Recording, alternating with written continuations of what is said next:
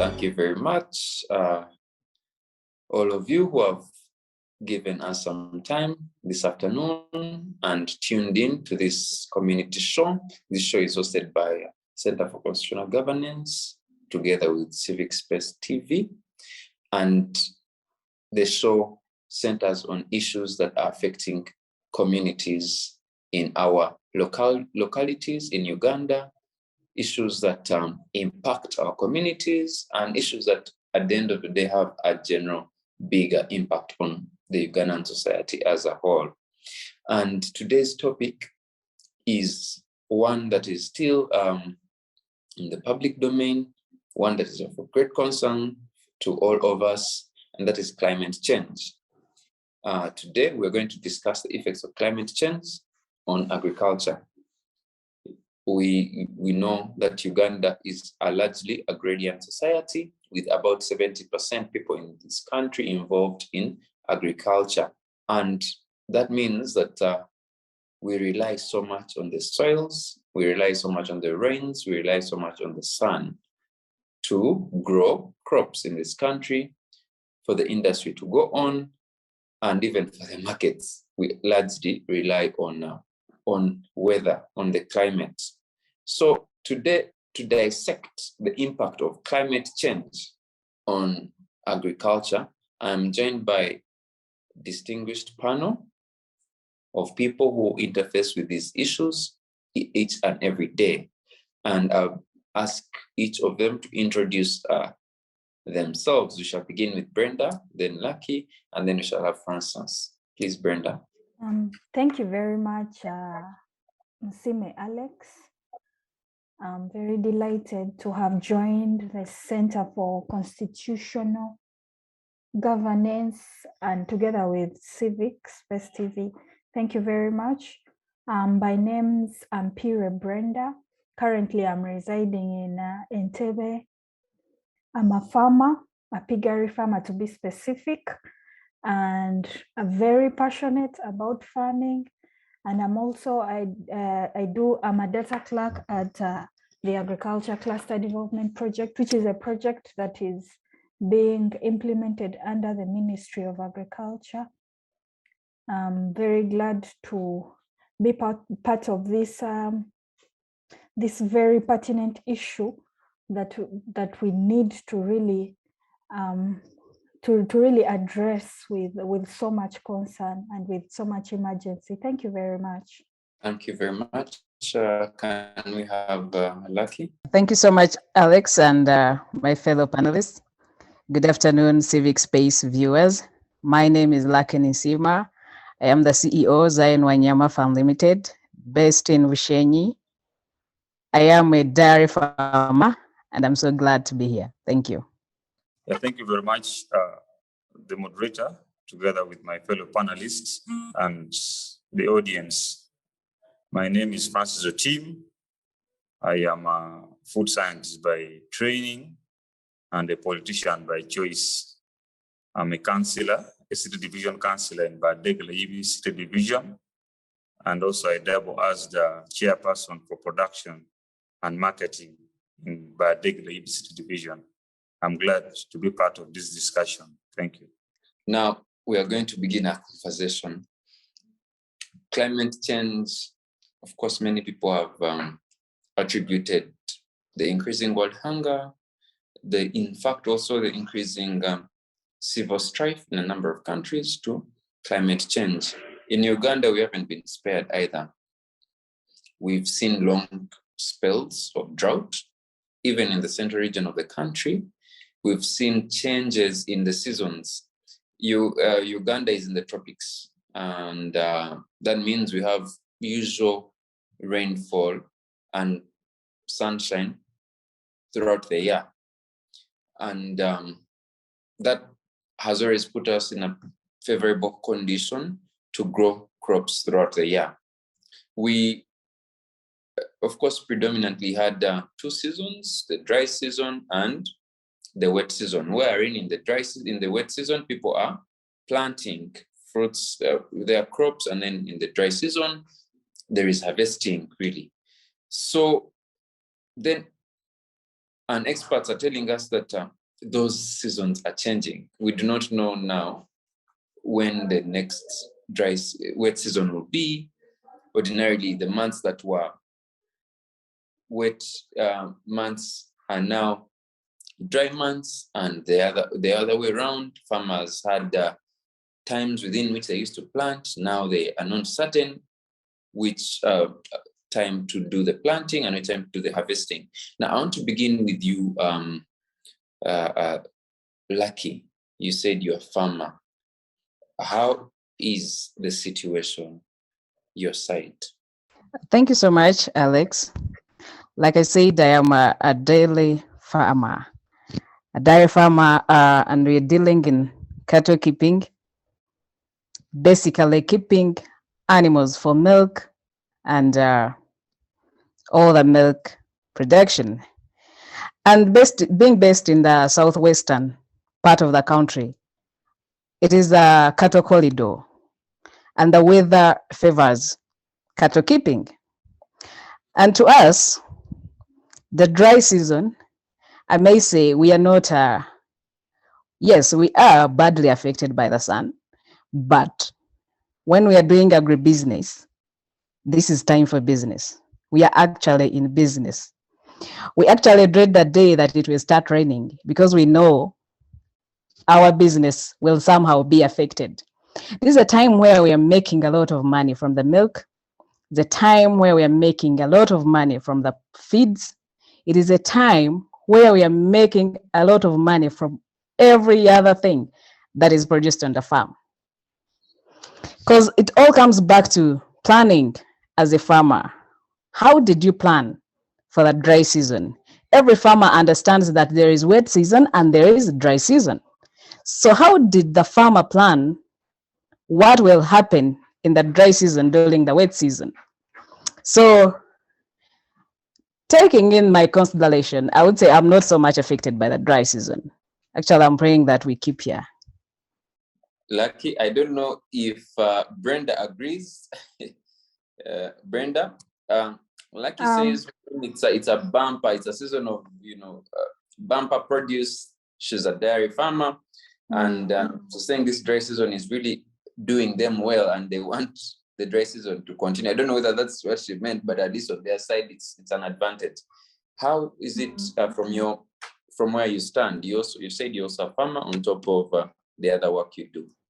I wanted to differ from Lucky anyway. As an agribusiness cattle keeper, she gave her stand based on her experience. But I want to just give my opinion about, looking at other farmers. Now, if we look at other cattle keepers, the issue with climate change is that this drought spell has gone beyond.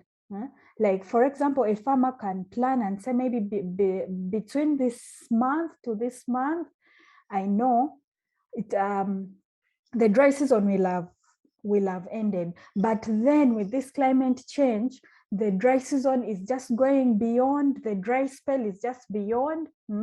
So we need to, I don't know, maybe we need to have some forecasting or something so that we as farmers can be prepared for that. So that was a reaction on Lucky's opinion on cattle, for the cattle keepers. But for me as a piggery farmer, my experience has been very bad, because for me, operating in town, a bit in a town setting, urban setting, so there's basically we depend on both feeds. So me as a piggery farm, I operate commercially. My main ingredient is maize bran. And maize bran, I don't know how it has been going on in North or in Western Uganda, but here in Central, maize bran has really hiked. Actually, 2 weeks ago, I bought a 100 kilogram bag at 130 thousand shillings. So I think you can see, and the reasons that these traders of maize brand give is that there is no maize.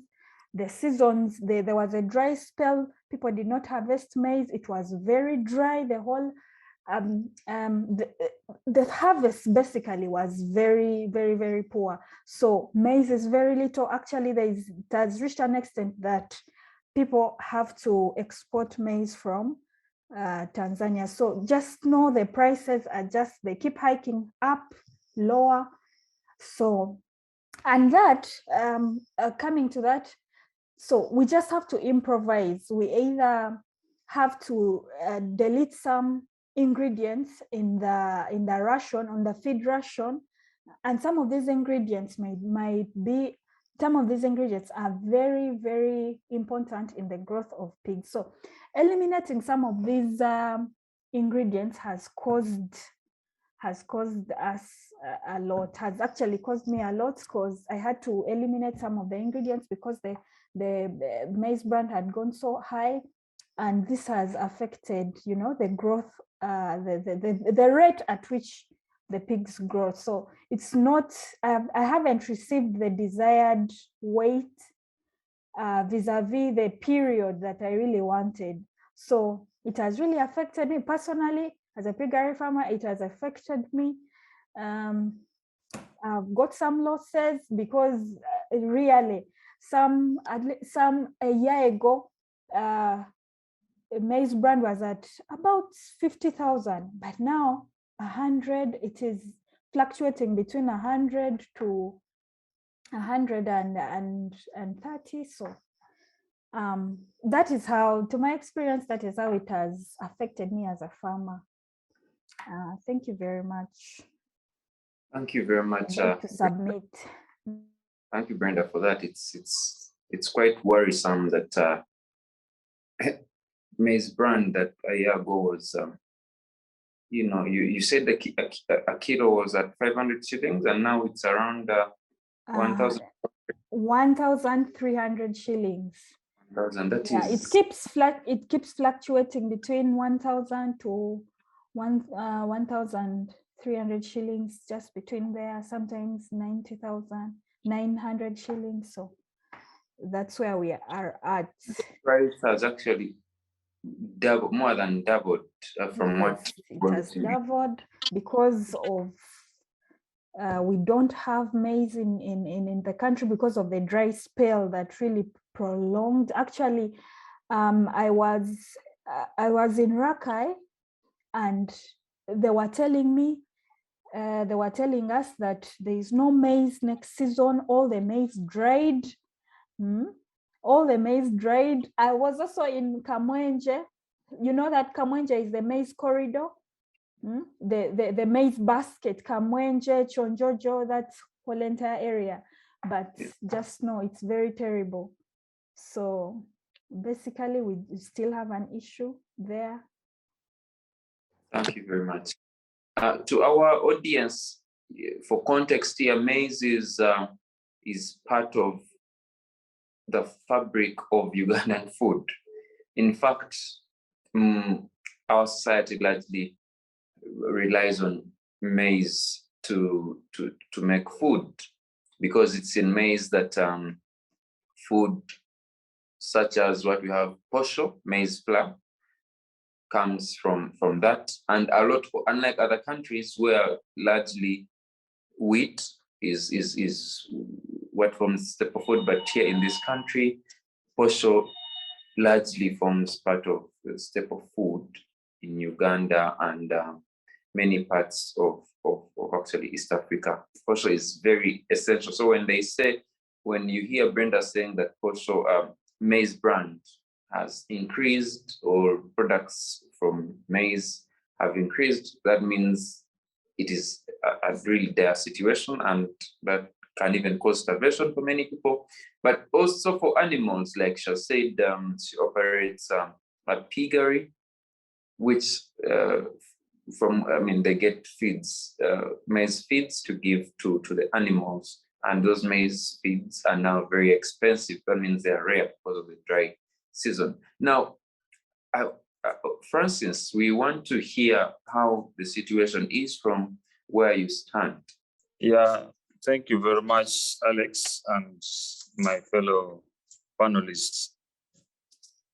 I would want to say that climate change, which our country is facing currently, is a very big blow.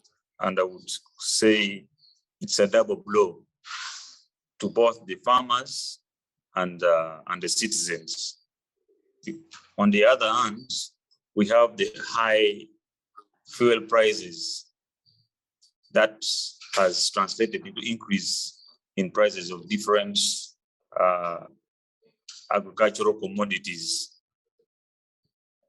And then on the other hand, we have drought, which has made the supply of this agricultural output low, yet the demand is so high. So we are really in a tricky situation. What I would want to comment is I would want largely to speak on the agronomy side, crop production, because where I'm from, the northern part of the country, we don't deal much in cattle keeping, but rather we do mostly crop production, maize, cassava, soybeans, sunflower, and the rest. Yes, the climate, I would say drought has hit us badly, and most of the agricultural produce that were planted, most of the crops that were planted are not doing well. And we are at the risk of famine. As you are aware, parts of Karamoja is now badly off with hunger. I would also reliably inform our audience that in parts of East Acholi, that is Lamoa, Kitgum, Bade, there is also cases of hunger because that side only receive rainfall once.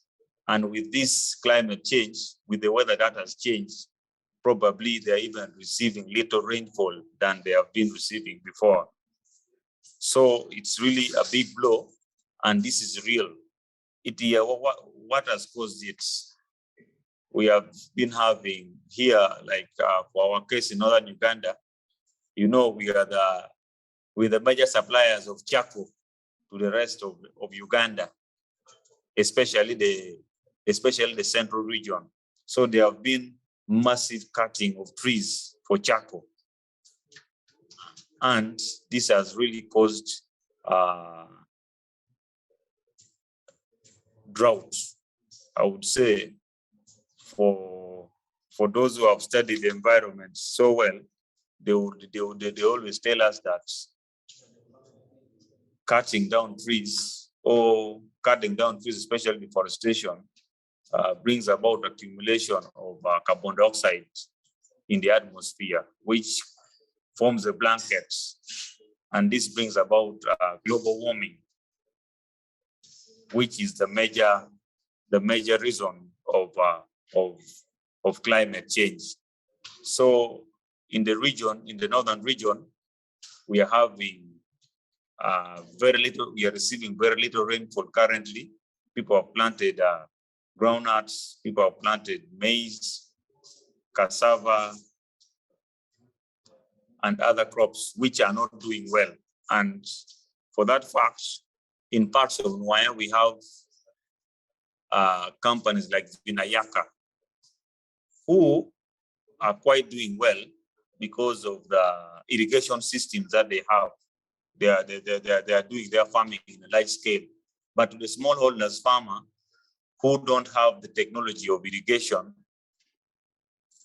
they are probably going to have a lot of losses at the end of the season. So it's a really big blow to us as a region, because most of our crops that we have planted are not doing well due to the long drought spell. To hint on cattle keeping or livestock a little bit, yes, we have people who are also dealing in cattle keeping. The output from say milk for those who are dealing in dairy cattle, the output for milk is reduced, as you're all aware that for you to have enough milk, of course, the cattle or the cows have to feed. You have to give them enough water, and also there should be green pastures for them to feed on. Most of our farmers here have not yet adopted agricultural technologies like making hay, that would help them feed these animals even when there's drought. So also in the animal industry, we have also been affected, and most of the milk that we are now consuming here are coming from outside the district. So from outside the region. So this drought is really affecting us so much as a region. That is what I have for now. Thank you. Thank you very much. As you are talking, I was looking up some statistics. You know, UBOS has actually reported continuous drops in production of a number of foods in this country. For example, in 2017, we were producing 3.4 metric tons of maize. That has since dropped to about 2.8. This was as of November last year, 2021. Sweet potatoes dropped also in their millions. Cassava from 4.3 to about 2.6. And this is because of climate change, because of the inconsistencies. So indeed, the situation is actually quite disturbing. And Francis has even told us that there's increased starvation in those other parts. There are parts that are dry. For example, you said Lamont. I heard you mentioning Lamont, and other parts that are increasingly becoming dry because of climate change. So the situation is quite challenging. But now I want to ask, to continue this conversation of how it is affecting the farmers. Lucky, by any chance, is it are dairy farmers, how do dairy farmers anyway experience climate change, if any? What are the times or when dairy farmers experience the real effects of climate change? Thank you so much. I would say that even now we are facing the effects of climate change. We are not in any way exceptional from other fields of farming or agriculture. But what matters, I will again say, is planning. How prepared are you as a farmer as you draw towards the dry season? Farmers know when the times are changing. You just know it. You don't even need a weather forecast. You know around this time, there will be this and there will be this. And then you plan. So when you're doing farming as business, the most important thing to do is planning. So if you planned, and you don't only plan like, okay, we may have a dry weather for about 3 months, let me plan for 3 months. No, you plan for 4 or 5, because you never know. Like you say, times have changed and we can no longer tell when the rains are coming or when the sun will be too hot. So what happens is that it all needs proper planning. The farmers, the dairy farmers who are so much into agribusiness, during the towards the dry season, you know it is coming. So you start storing up water for your animals because you know your animals need water. They will have to take water. That's automatic. So you store it up instead of waiting for the drought where you won't even find a droplet of water. So the water is stored earlier. And then you have to go climate smart. You have to be smart. Do climate smart agriculture. Do things like haymaking. Store up your grass, keep it well, and make sure that you have food when there is no green, fresh grass. Like if you move around Ankole this time around, it is total dust. You go to the farms, all you come back with is dust. Unlike those days when you would go back and come back when your gumboots are wet or you're feeling, even yourself, you're shivering, but this time you go out and come back with dust. But that hasn't affected our cows. In fact, during the dry season, that is when cows look more healthy. That is when cows look better than they were in the wet season because the intakes do matter. The cows depend more a lot on the dry matter more than the moisture content, which during the dry season. So it all goes back to planning. During the rainy season, when the fodder is a lot, we harvest it and then silage it. So during the dry season, you have your silage and you're feeding the animals. Like I said, it all goes back to planning. We won't keep doing the same old practices and expect to survive under new conditions. So the farmers who are in business, you know, there are those who keep cattle for let me say, for pressure. You just look at them and you feel nice. I do so. I also keep them and look at them and feel nice, but I'm in business. So I do both. I plan and make sure my cattle they have feed throughout the year, irrespective of the rain or sunshine. And I'm not affected. The milk still comes in as it was, or even more during the dry season than the wet season. Because during the dry season, there are few diseases that attack the animals, but unlike the wet season. So it goes back to planning. Yes, we are affected, but we adopted to climate smart practices. Thank you.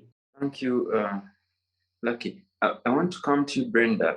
Lucky has suggested, of course, the need to plan, the need to know what the animals want and which season is favorable for this and that.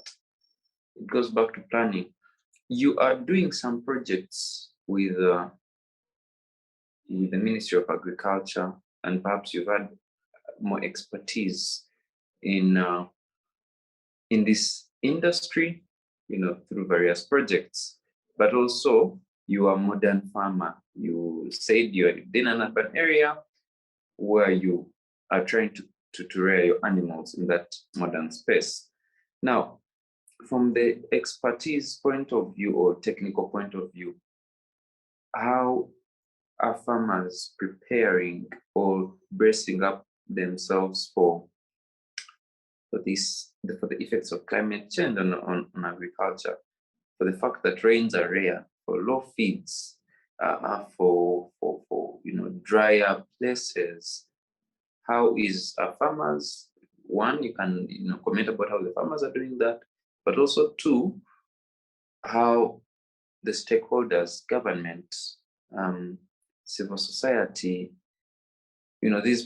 these entities that help farmers in improving and becoming better, how are they approaching this catastrophe? Thank you, Alex. As regards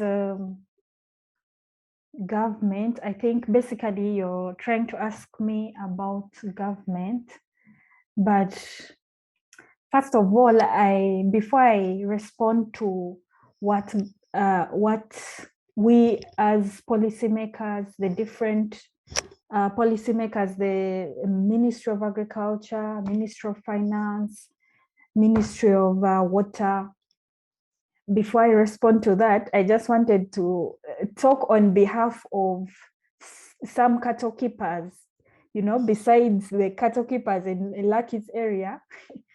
Some cattle keepers, I think we all know, the Karamajongs, the ones that have experienced the adverse, that very prolonged, to the point that they can't even sustain their own animals. They're actually just struggling for their own life. So we see that this has even just gone beyond agribusiness, and it has gone to just people's lives being on the line. So it's I think an issue of adverse climate change. And it has gone beyond. So for some areas, so let me leave it at that, and now let me respond to the issue of how government is trying to curb this issue of climate change. Personally, my experience in this project, actually, we have a whole entire unit of, we have a unit called Environmental Social Safeguards. And this unit, every project, basically in my in this project, we are supplying fertilizers, we are building storage facilities for farmers doing grain farming, cooperatives and all that. We are also constructing road chokes for farmers so that they can transport their goods for far to do areas, so they can transport their goods very well. But we have a whole entire unit of environmental social safeguards. And this environmental social safeguards is to ensure that every project that is being established at least is follows it doesn't affect the environment. So for example, if for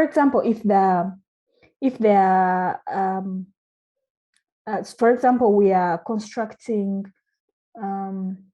storage facilities for those farmers, if there are storage facilities for farmers, we are going to clear that area, but we are still going to make sure that trees are planted. There's actually a small fund for planting trees. So basically what I have seen these policymakers do is put a unit for all projects that are being, actually most of these projects are being funded by World Bank. So it's a must that every project that is being implemented should have a unit on environmental social safeguards. So every project that is everything that is being put, it should put in consideration preserving the environment. That is what basically I have seen, though I'm not very quite sure on ground whether these are really implemented. You know, we can have all these policies, we can have all these frameworks put, but we are not very quite sure whether they are really implemented, really enforced, to make sure that farmers actually do these things. So that is one thing I have observed.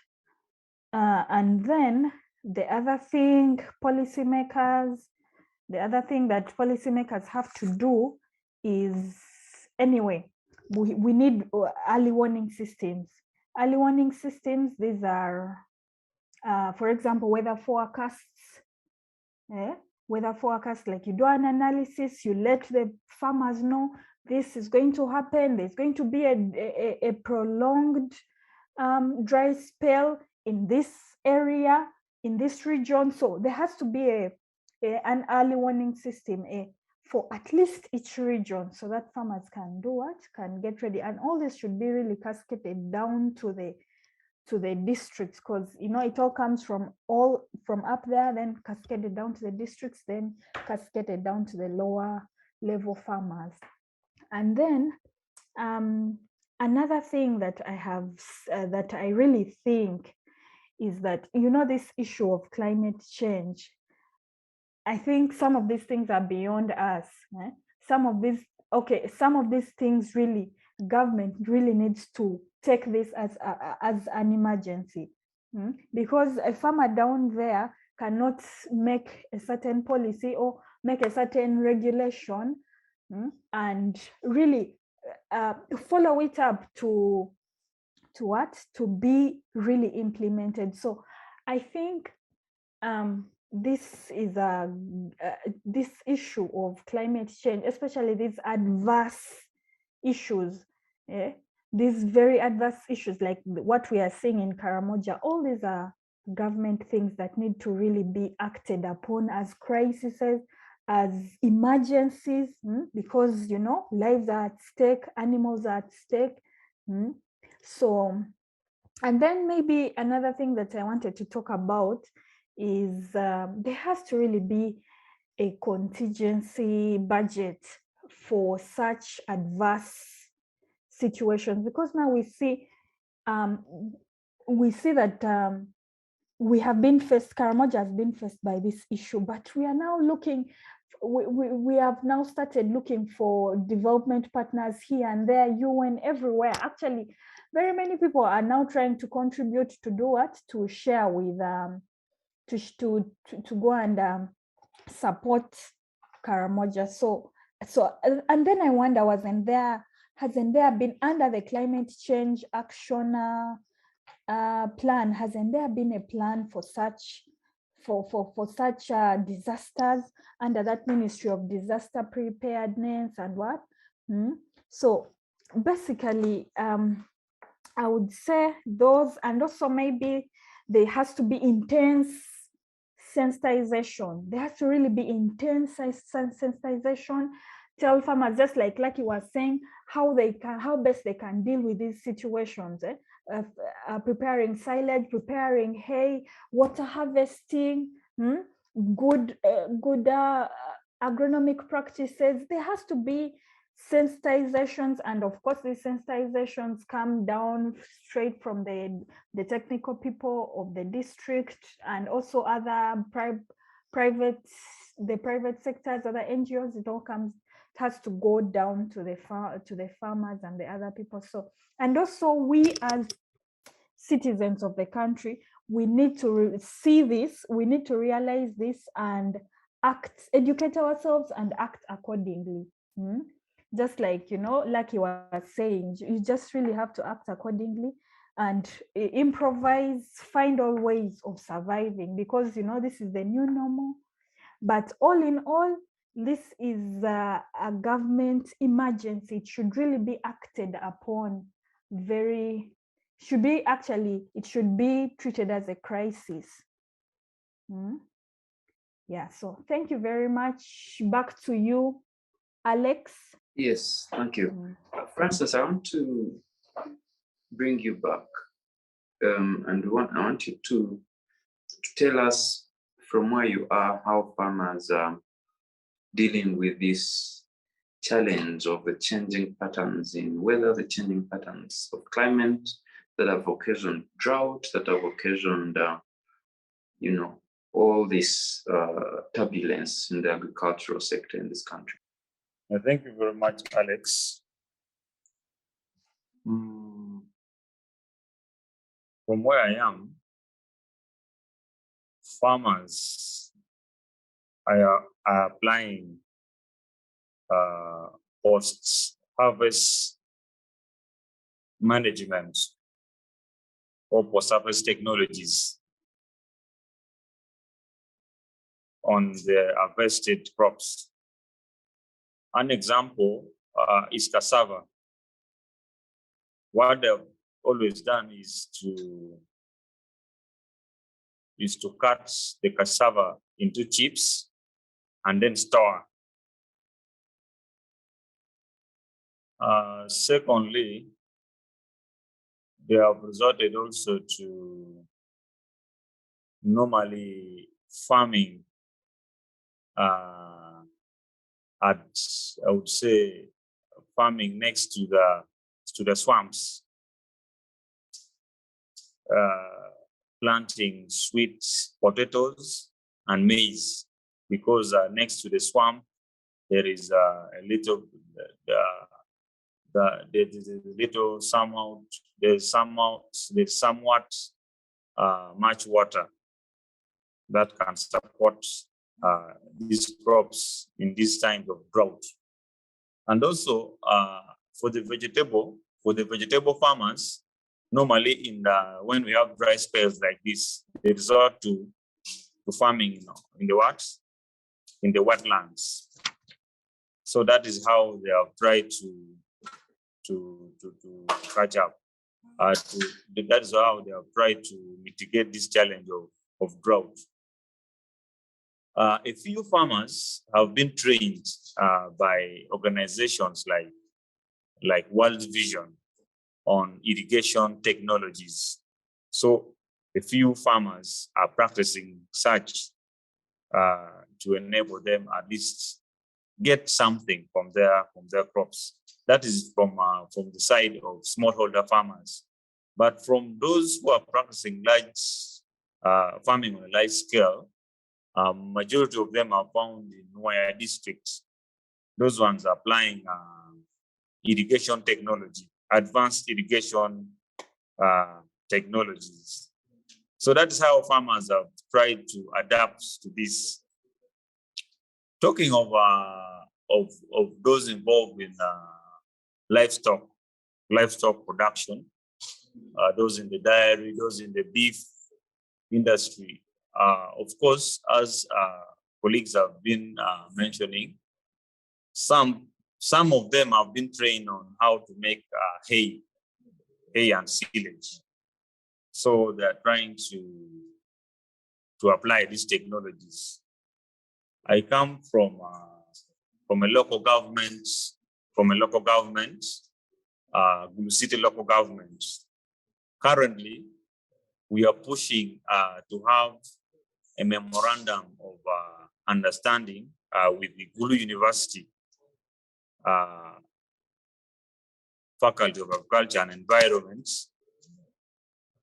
to enable us to work with them in equipping our farmers with modern technologies of farming. Yeah, in these times that we are facing climate change. And also as a leadership, we have embarked that we have agreed that each and every financial year, we shall have in our budget tree planting, like the local government will raise tree seedlings to distribute to the different communities, to distribute to different communities in order to mitigate this challenge of climate change. And as well, these trees that we are planting is also to make the city green, to make the city green. So that is, we have embarked on that project of tree nursery bed planting. Secondly, what I think can help us in the fight of climate change, especially droughts affecting agricultural production, is one, as a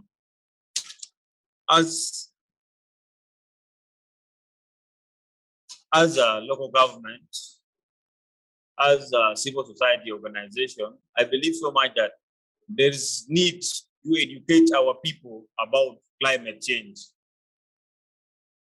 Most people think that climate change is just the same with seasons, dry season and wet season, which is, yet it's something very different. So there's need to educate, to sensitize our people, to sensitize the citizen, and increase on the debates of climate change, so that people get to know what really climate change is. once they get to realize the real climate change, then they will be made to know that they really need to take an active part in mitigating climate change, in get involved in planting trees, get involved in condemning things to do with charcoal burning and the rest. Then secondly, we need to organize ourselves. Organize ourselves, I mean that to have partnerships with different stakeholders to see that this message of climate change and drought is pushed further. Yes, I agree. The government of Uganda has tried its best to allocate actually budgets for mitigating climate change. But unfortunately, we don't see it on ground. We don't see it what? On ground.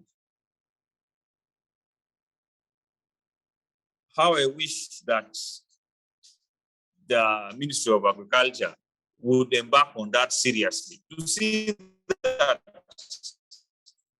whatever they come up with in Parliament, whatever they come up with in the ministry, really actualizes on ground. It will really help save us from this challenge of climate change. Then lastly, I want to urge each and every one of us to lead by example. At least, I believe so much that once we speak to people about climate change, we educate people about climate change, and also taking an extra step of, say, planting trees. Because what is facing mostly Uganda, what is causing this drought in Uganda is massive cutting down of trees. As a country, you know, Ampiire forest is almost, I would say, is almost no longer there. Most of our natural forests are at risk.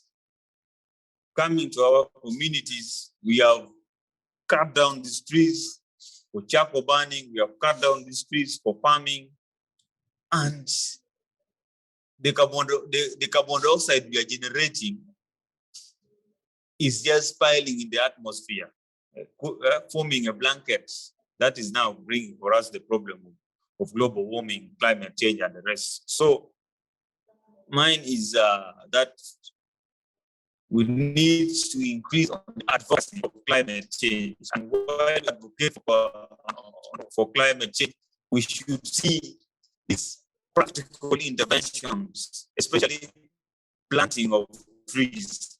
Also, training our farmers in how to deal with the challenge of climate change.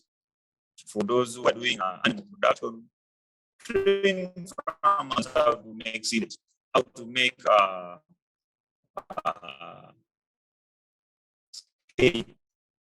how to construct reserve tanks for water. For those in crop production, train them on different irrigation technologies that can easily be adopted by the people. So I think we need to increase this conversation further so that our people get to know exactly what climate change is. Because without that, we just treat this as something normal, yet it's something that is causing a lot of insecurity, especially food insecurity in our country today. So that is what I have. Thank you. When Francis was telling us that about how farmers are adapting, you mentioned that some are getting climate change resistant crops, and also some are planting their crops near, let's say, wetlands where there is more water, or lakes or water bodies where there is more flow of water. I'm wondering whether that will not distort or will not further contribute to the climate crisis. I want to quote for you some statistics here in regard to water levels. GIZ, in their climate risk assessment on Uganda have reported that climate risk profile of Uganda, they reported that by the year 2080, Uganda will have lost 80% of its waters. Of course, largely to man-made activities, such as farming in those water bodies, cutting down, clearing wetlands, etc. Don't you think that some of the methods being adopted by the farmers, this is to you, Francis, don't you think some of the methods being adopted by farmers are actually disastrous to the environment still? Can anyone say something about that? Don't we think some of the adaptation methods being taken on by farmers will certainly be adverse to the environment? Thank you so much, Alex. I think the advice that I will continuously give the farmers is that we shouldn't act according to what we think is right. Because in that same way, we have really degraded the soils. We have actually caused this dire sun upon ourselves. Because if you move around my area in Ushenyi, almost all forests are being cut down. I don't know whether for commercial purposes. I one day asked someone who was cutting down the forest, I'm like, but we used to pass here and we would enjoy the fresh air from the trees. Like, no, but I'm broke. I can't stay broke with no food when I have the trees. So the economy is really letting us down, and some of the measures being taken are really not the best, but I think people are taking them for survival. But if we must sustain agriculture and do it as a business, we need to consult the experts. Let us invite the plant doctors, the soil doctors.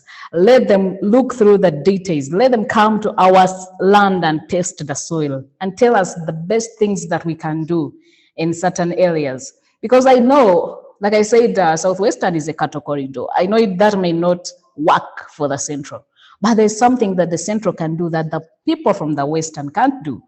Then let them also concentrate on that so that there is exchange. If I'm selling milk and someone is selling, I don't know what they produce really in the Central, and then we exchange. And when I don't have that, I will automatically come to your area to buy that. So we just need to study the areas that we live in and the areas that we are practicing agriculture in, and then know what best works, but not as we think. Because if you really encroach on the wetland, you're causing problems to yourself. Yes, you may harvest in one season or two, but what happens to your children? What happens to you 2 years down the road? You'll be causing disaster upon yourself, and then you start crying for the government to help you. Of course, it will come and help you by taking you away from the wetland, but then you already have those side effects upon yourself. Thank you. Would you want to say something about that, Brenda? Yes, I wanted to expound something on that. What I think the thing that caused you to state that question was farmers cultivating in wetlands. I think for some crops, anyway, mainly we really need to be guided. We really need to be guided on the best practices, especially when it comes to wetlands, because we see that there are some crops that are meant to be grown in wetlands. For example, rice. Rice is supposed, there is a variety of rice that really needs that very wet, swampy conditions. So we need to be guided on how best we can utilize those swamps as we are using them for farming. For example, the rice farmers, and for other crops that thrive in those environments. We really need to get the agronomists, the technical people to guide us well so that we can continue producing, but at the same time operating in those areas. because actually I encountered a scenario when we were in Soroti, and those rice farmers were complaining of a situation whereby they were complaining to their technical officers, and their cow, they were being chased out of the swamps. Those rice farmers were being chased out of the swamps so that the cows can, because the cows were not having pastures, the cows also still depend on those waters for what? For their drinking. It's like they're like their water points. So these rice farmers were being evacuated from the swamps so that they leave it to the cattle. So we see that now the wetlands are being competed for crop production, for also for animal sustainability. So we just need to be guided if we are to adopt certain measures, certain mitigation measures. We really need to be guided by the technical people so that we do the right thing and not again end up making it worse for ourselves. So that is what I wanted to add on. I beg to submit, Mr. Alex. Thank you, Brenda, for that. So indeed, farmers have to be careful when doing some of these measures, that they are trying to get to adapt, because they could exacerbate the situation. Some are continuously actually clearing forests, they're clearing trees. Like Francis said, they are continuously doing that, much as the interventions. Now, the Global Forest Watch has also noted that Uganda actually in 2021 alone lost about 49,000 hectares of tree cover. And the percentage of tree cover in Uganda continues to dwindle every single year. This is going to continue affecting our climate so much. And indeed, like I had earlier noted, GIZ in the the climate risk assessment for Uganda, they noted that Uganda's temperatures will average about 39 degrees Celsius by 2080. That will be heat. That will be a heat wave, the kind that sets alight forests and bush, as we are seeing in Europe. So the situation is dire. It's not just for farmers, even for our own survival. Who will bear those high temperatures? So it's important to see that even farmers are responsible. The people in communities are more responsible when they are dealing with the land, because if we continue abusing the environment the way we are doing, it's going to really be over for all of us. But I like the interventions that you've all really put forward, that government has adopted, irrigation. Brenda even told us about environmental social safeguards that are being put in place to ensure that activities of farmers do not have adverse effects on the environment. That's a new one. So I think these things should continue. I'm wondering how fast spread they are. Francis, is hello? Is Francis there? If Francis is there, are you seeing some of these serious safeguards being put forward by government? You mentioned some of them, but I would like to hear some more. Are we seeing government coming up to put in place some of the safeguards? So, yeah, safeguards that are essentially meant to protect the environment. Yeah, safeguards. Yeah, they are there.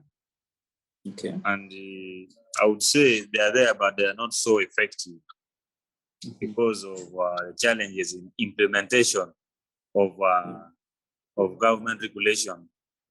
I would reliably inform you that in Gulusi, almost all the wetlands are gone.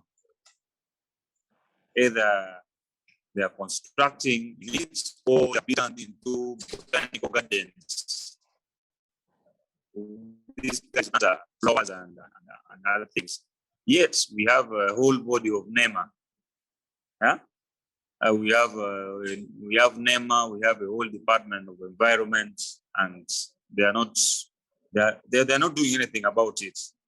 So I believe the government has goodwill to implement these interventions, but I think somehow the implementers of these interventions are arm-twisted in a way, because we see we have very good laws on environmental protections, but we are not seeing it helping us. And Gulu particularly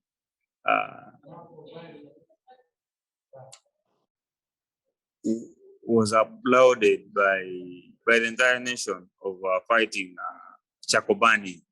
Yes, thank you very much for that. Yes, and I want to make a correction. Yes, I said that the temperature will average 39 degrees Celsius. Yeah, it has been projected that it will be above 35. And we know that it could reach 39 degrees or even 40 or more if this situation is not dealt with early. For now, we are already experiencing a lot of heat, in the country, but all over the world. There is much heat that is because of climate change. It has also been projected that we shall have, currently Uganda has about a few days, around let's say 5 to 10 heat days with throughout the year, but it's projected that those will increase to more than 13 in 2030, and this is because of climate change. And if it's not addressed now, the climate issue, we may not have anything to leave to our children. We may not have anything to leave for the future. We were reaching the concluding part of this show, and I want to all of you say your last remarks in regard to offering, of course, advice to the government, advice to the farmers, and also pledging commitment to fighting this disastrous climate change that this country is facing. I'll begin with you, Lucky, then we shall go to Brenda. If Francis is back, shall go to Francis. Thank you so much, Alex, and thank you, fellow panelists, for a good conversation put forward.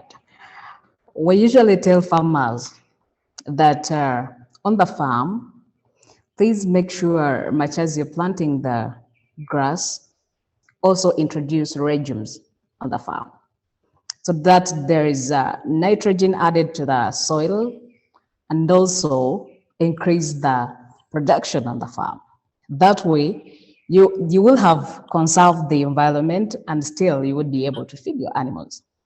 I will also call upon all the farmers, especially cattle or dairy farmers, to please introduce drought-resistant crops on their farms. We have them, they are quite a variety. You just need to reach out and be guided. And I will encourage them to please look for more information as there is.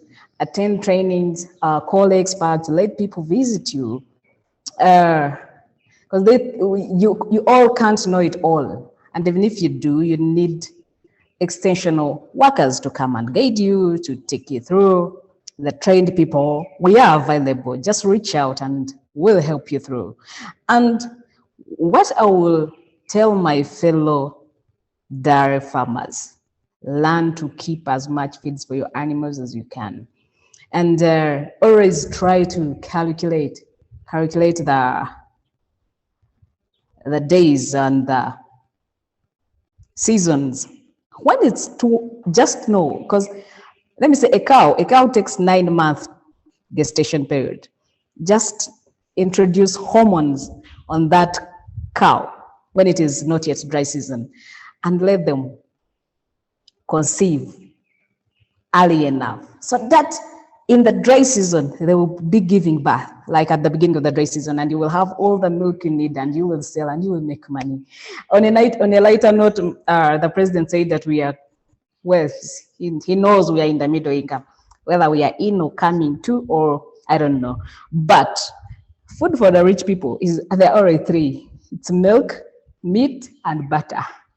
So if you want to make money, especially during the dry season, just get your good dairy cattle at your farm, make money. Dry season is always business for us. Thank you so much. Thank you very much, Lucky. Brenda?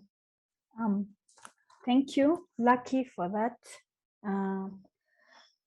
To the farmers, to my fellow farmers, I would call upon you to really educate yourself. It's no longer the way it was.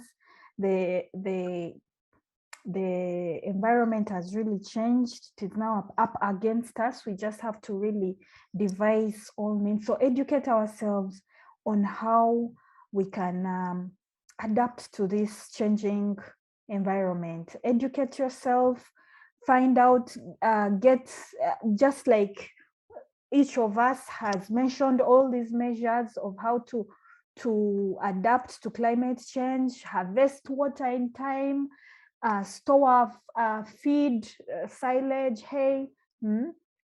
You plant drought-resistant pastures and also drought-resistant plants. Plant forests. Like, let's educate ourselves and do these mitigation measures as farmers, because we really can't wait for the government.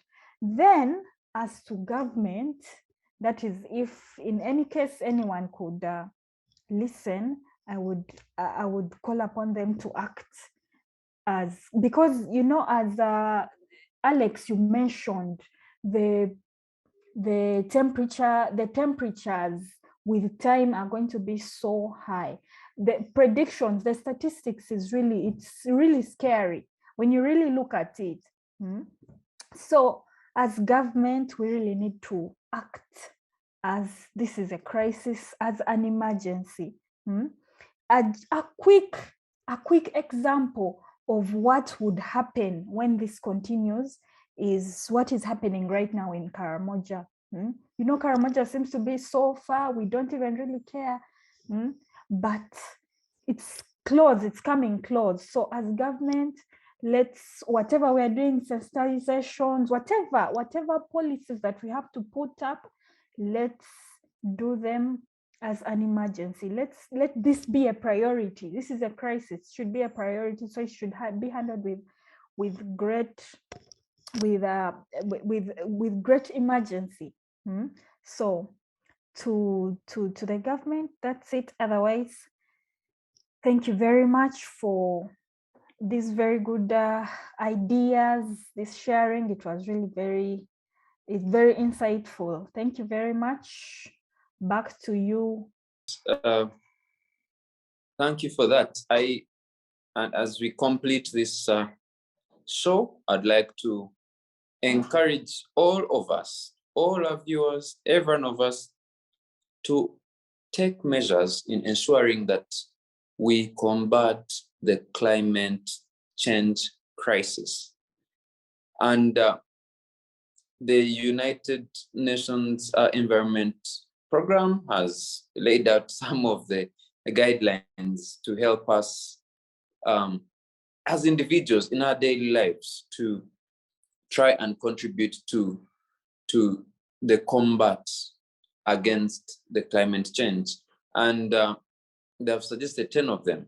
First of all, they say focus on planet-friendly investments. Okay, those investments that are not adverse to the environment, Maybe Lucky would not want to hear this, considering that she has cows, which cows are usually dangerous to environment because of the greenhouse emissions. They have said we should plant more trees. At least all of us can plant trees. Let us plant trees. Let us plant plants. We should at least ensure that we put some plants in the soil. Let us, of course, they have also encouraged us to dress climate smart, okay? Ensure that the clothes we wear and all those we do are not necessarily from made of material, or their chain or is not dangerous to the environment. We should also reduce on our carbon footprint. We do not need to move all the time. International players, you can hold virtual meetings without going to a country. I was devastated when I saw people going for the ECOP. No, it wasn't ECOP, the COP26 last year. There will also be another this year. Why should we have around 20 or 30,000 people converging in a small city? All of them have used jet fuel to travel to those different parts of of the world, from all over the world to a certain place. That is still adding the carbon footprint. Many of those meetings can be had virtually. We shouldn't waste food. The Food Waste Index report of 2021 has reported that 1 billion tons of food goes to waste each year. So we should only buy what we are going to eat. We should shop from local places that are near us instead of going very, very far, which increases the carbon footprint of the food in the food chains, because much of the food has to be transported from all over the place to reach us. We should tweak our diet by eating more plant food as opposed to animal food from animals. We should also use more renewable energy. We should also use more renewable energy such as solar, name it, instead of using coal and all energy that is from carbon. Above all, we should continue the political pressure on our leaders to act, on our local leaders, national leaders, world leaders to act, to put into place serious measures that are going to help us combat the climate crisis we are in. Uganda is still safe a bit because we are a less emitter. But if we are not careful, if we do not push, the evil of the industrial world are going to be visited on us, the poorer people. Because when they pollute, they have measures to use and sort of as if filter, sort of manage. But we do not have the technology to manage the climate change. Therefore, we are going to be affected more. So we need to keep up the pressure on world leaders, the pressure on our local leaders to act and to ensure that Uganda is a clean society for agriculturalists and for all of us. Thank you very much for today's show. It has been a very enriching show. I thank my panelists for being very resourceful, and I wish all of you well in your endeavors this week. God bless you.